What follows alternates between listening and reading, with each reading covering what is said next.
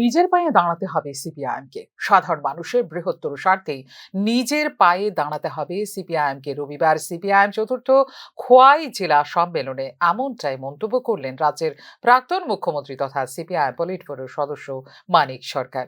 শ্রেণী সংগ্রামকে জোরদার করতে সাধারণ মানুষের জীবনযাত্রার নিত্যদিনের সমস্যাগুলো নিয়ে আন্দোলন গড়ে তোলার জন্য দলীয় কর্মকর্তাদের নির্দেশ দিয়েছেন প্রবীণ এই সিপিআইএম নেতা।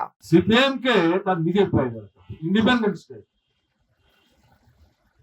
তার নিজের যে কর্মসূচি, জনজাতির বিপ্লবের কর্মসূচি, শ্রমিক শ্রেণীর নেতৃত্বে শ্রমিক কৃষকের মৈত্রী ভিত্তিতে গণতান্ত্রিক শক্তি, দেশপ্রেমিক শক্তি, পুঁজিবাদ বিরোধী শক্তি, সাম্রাজ্যবাদ বিরোধী শক্তি, তাদেরকে ঐক্যবদ্ধ করে এই শোষকদের, যাদের স্বার্থে তারা সরকার চালাচ্ছে, তাদেরকে আইসোলেট করে পরাস্ত করে পদ্ধতি কি হবে সেটা আলাদা প্রশ্ন, সেটা এখানকার আলোচনার বিষয় না। এটা পার্টিকুলার যখন হবে তখন ব্যাখ্যা করা যাবে।